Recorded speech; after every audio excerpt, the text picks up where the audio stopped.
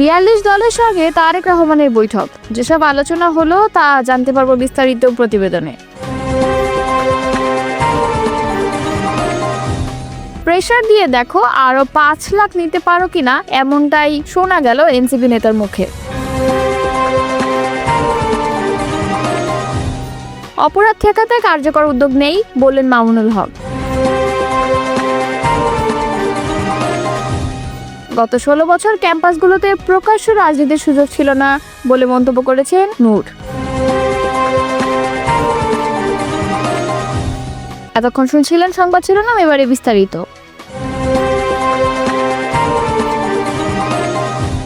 গত ১৬ বছর ক্যাম্পাসগুলোতে প্রকাশ্য রাজনীতি করা যেত না বলে যৌক্তিক আন্দোলনে শিবির সহ অন্যান্য সংগঠনের নেতাকর্মীরা গুপ্ত থেকে যোগদান করত বলে মন্তব্য করেছেন নুরুল হক নূর।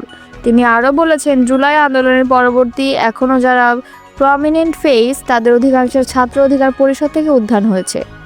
ছাত্র অধিকার পরিষদ থেকে তাদের রাজনীতির হাতেখড়ি হয়েছিল। আমরা নেতৃত্ব দিয়ে মরা ক্যাম্পাসে তাদেরকে একটি প্রতিবাদের জোয়ার তৈরি করেছিলাম। এ সময় তিনি আরও বলেন, গত ১৬ বছর ক্যাম্পাসগুলোতে প্রকাশ্য রাজনীতির সুযোগ ছিল না। আমাদের কর্মকাণ্ডে শিবির কর্মীরা আসত। আমাদের সকল যৌক্তিক আন্দোলন সংগ্রামে ছাত্রদল ও বামপন্থী সংগঠনগুলো সমর্থন দিত। আমরা নেতৃত্ব দিয়ে মরা ক্যাম্পাসে একটি প্রতিবাদের জোয়ার তৈরি করেছিলাম। জুলাই আন্দোলনের পরবর্তী আমরা যে ধরনের ছাত্র রাজনীতি চাই, ছাত্র অধিকার পরিষদ সেই পদ্ধতির দিকেই হাঁটছে। ২০১৮ সালে আমরা যেভাবে ছাত্র অধিকার পরিষদকে গড়ে তুলেছিলাম, আমাদের লক্ষ্য উদ্দেশ্যের মধ্যে ছিল দলীয় দাসত্ব, বাইরে স্বতন্ত্র ধারার একটি সৃজনশীল ও মেধাভিত্তিক ছাত্র রাজনীতি। তিনি আরও বলেন, ৯০-এর এরশাদ বিরোধী আন্দোলনে ছাত্র সংসদ নেতারা একটি অগ্রণী ভূমিকা রেখে এই জাতিকে মুক্ত করেছিল।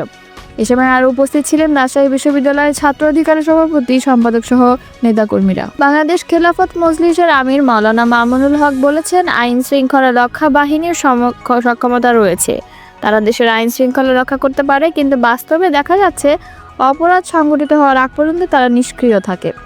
অপরাধ সংগঠনের পর তারা দ্রুত আসামি ধরতে সক্ষম হলে অপরাধ ঠেকাতে তাদের কার্যকর উদ্যোগ নেই। রবিবার সন্ধ্যায় রাজধানীর পুরানা পল্টনায় দলটির কেন্দ্রীয় কার্যালয়ে কেন্দ্রীয় নির্বাহীর মাসিক বৈঠক অনুষ্ঠিত হয়। সভাপতির বক্তব্যে মামুনুল হক বলেছেন, সুস্থ, সুন্দর ও সবার অংশগ্রহণ একটি নির্বাচন আয়োজনের জন্য আইন শৃঙ্খলা পরিস্থিতির উন্নতিতে সরকার ১ নম্বর অগ্রাধিকার দেওয়া উচিত। সরকারকে মনে করিয়ে দিচ্ছি, কাঙ্ক্ষিত সংস্কার, খুনি ফ্যাসিস্ট শেখ হাসিনা ও তার দোসরদের বিচার, লেভেল প্লেয়িং ফিল্ড ছাড়া নির্বাচন গ্রহণযোগ্য হবে না। তিনি বলেন, এদেশের মানুষ দীর্ঘদিন ধরেই ঐক্যবদ্ধ ইসলামী দলকে ভোট দিতে আগ্রহী। কিন্তু বারবার তারা হতাশ হয়েছে। বর্তমানে পরিস্থিতি আবারও ইসলামপন্থীদের ঐক্যবদ্ধ হয়ে নির্বাচনে অংশ নেওয়ার সুযোগ এসেছে। এবার যদি জনগণকে হতাশ করা হয়, তাহলে ইসলামপন্থীদের জন্য এই সুযোগ আর ফিরে আসবে না। অতএব আগামী জাতীয় নির্বাচন, সংসদ নির্বাচনে ঐক্য ছাড়া কোনো বিকল্প নেই। বাংলাদেশ খেলাফত মজলিসের মহাসচিব মাওলানা জালালউদ্দিন আহমদের সভাপতিত্বে এ সময় আরও উপস্থিত ছিলেন দলটির সিনিয়র নায়েবে আমির মাওলানা ইউসুফ আশরাফ, নায়েবে আমির মুফতি সাইদ নূর, মাওলানা মহিউদ্দিন রব্বানী, মাওলানা শাহিনুর পাশা চৌধুরী, মাওলানা কুরবান আলী কাশেমি, যুগ্ম মহাসচিব মাওলানা আতাউল্লাহ আমিন এবং মাওলানা আব্দুল আজিজ প্রমুখ। জাতীয় নাগরিক পার্টির চট্টগ্রাম মহানগর শাখার নতুন কমিটির যুগ্ম সমন্বয়কারী নিজাম উদ্দিনের বিরুদ্ধে আবারও চাঁদাবাজির অভিযোগ উঠেছে। বন্দর কেন্দ্রিক আন্দোলন দমাতে ৫ লাখ টাকা চাওয়ার অভিযোগ সামাজিক যোগাযোগ মাধ্যমে ছড়িয়ে পড়েছে একটি ভিডিও, এতে আন্দোলন বন্ধের বিনিময়ে টাকা নিতে পরামর্শ দিতে শোনা যায় তাকে। এর আগেও বড় অঙ্কের চাঁদাবাজি ও মিথ্যা মামলা দেওয়ার অভিযোগে বৈষম্য বিরোধী ছাত্র আন্দোলনের পদ থেকে বহিষ্কৃত হয়েছিলেন তিনি। নিজামুদ্দিন দাবি করেন, এটি পুরনো ভিডিও। এনসিপি নেতারা জানিয়েছেন তারা বিষয়টি নিয়ে ব্যাখ্যা চাইবেন।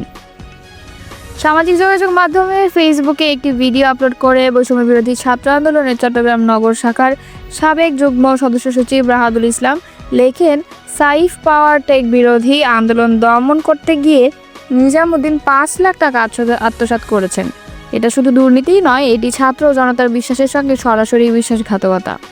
ফেসবুকে ছড়িয়ে পড়া ১.৫ মিনিটের ওই ভিডিওতে আফতাব হোসেন রিফাত নামে একজনকে নিজামুদ্দিনের সঙ্গে মেসেঞ্জারে কলে কথা বলতে দেখা যায়, যেটি অন্য আরেকটি ফোনে ভিডিও করা হয়। শুরুতে আফতাব হোসেন বলেন, যদি মীর ভাইয়েরা আন্দোলন বন্ধ না করে তখন কি করব? জবাবে নিজামুদ্দিন বলেন, আন্দোলন বন্ধ করাবো, তোমারে দিছে টাকা। এপাশ থেকে হ্যাঁ জবাব দেন আফতাব, কত লাখ টাকা দেওয়া হয়েছে? আমার প্রশ্ন। আফতাব বলেন ৫। এরপর নিজামুদ্দিনকে বলতে শোনা যায়, আরও বেশি নেতা প্রেশার দিয়ে তোমরা দেখো ওর থেকে আরও 5 লাখ নিতে পারো কিনা, নিতে পারলে ওদেরকে আমি এনে রোহান মির্দের এসে কিছু দিয়ে দিলাম। অভিযোগের বিষয়ে নিজামুদ্দিন বলেন, পুরনো ভিডিও ছড়িয়ে আমাকে রাজনৈতিকভাবে কোণঠাসা করার চেষ্টা করা হচ্ছে, এগুলো পরিকল্পিত।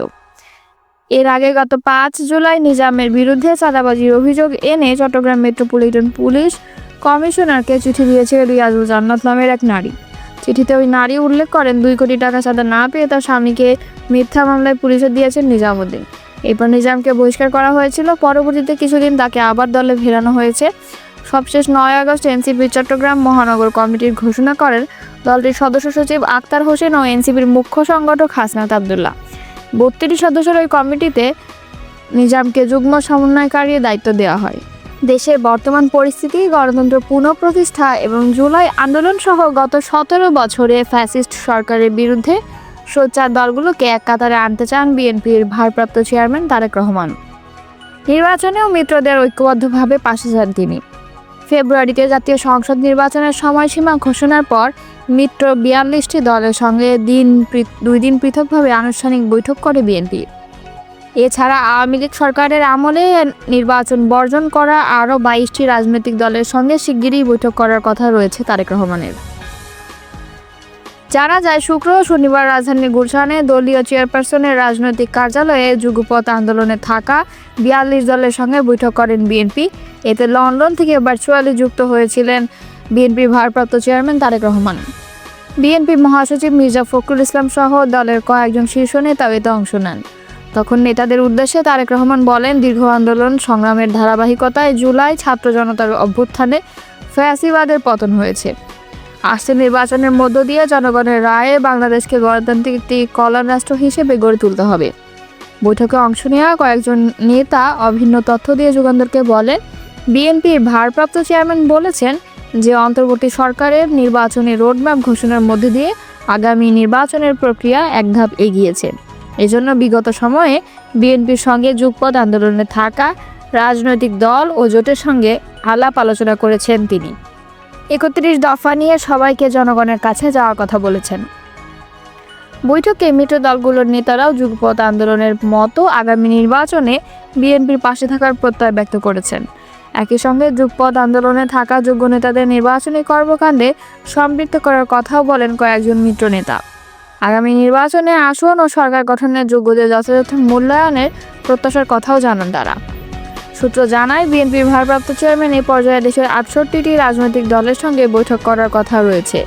এর মধ্যে 64টি দল রয়েছে যারা বিগত সরকারের আমলে নির্বাচন বর্জন করেছিল। এছাড়া 24-এর গণঅভ্যুত্থানের পর গঠন হওয়া এনসিপি সহ আরও 4টি দলের সঙ্গে এই বৈঠকে অনানুষ্ঠানিকভাবে হতে পারে। এছাড়া আন্দোলনের শরিক 42 দলের শীর্ষ নেতাদের সঙ্গে 1-to-1 বৈঠক শিগগিরই শুরু হওয়ার কথা রয়েছে। 12 দলীয় জোটের প্রধান সমন্বয়ক ও জাতীয় পার্টির চেয়ারম্যান মোস্তফা জামাল হায়দার যুগান্তরকে বলেন, আমরা সবাই একসঙ্গে লড়াই করেছি, এই ঐক্য অটুট রাখতে হবে। আগামী দিনেও যে কোনোভাবে ঐক্য ধরে রাখবো। বিএনপির ভারপ্রাপ্ত চেয়ারম্যানের সঙ্গে বৈঠকে অনেকেই বলেছেন যে আগামী নির্বাচনে সবাই মিলে যাতে এক থাকা যায়, একসঙ্গেও কাজ করা যায়। তবে ওনার দিক থেকে উনিও বলেছেন এ ব্যাপারে আমাদের ঐক্যটা ধরে রাখতে হবে। আগামী নির্বাচন ও সরকার গঠনে আমরা একসঙ্গে থাকব। আগামী নির্বাচনে জোট গঠন প্রসঙ্গে তিনি বলেন, এখন তো আলাপ আলোচনা চলছে, জোট হোক বা না হোক আমরা যারা যুগপৎ আন্দোলনে ছিলাম আমাদের তালিকা তাদের কাছে আছে।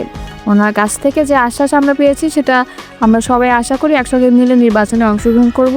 যোগ্য প্রার্থীর মূল্যায়ন তিনি করবেন।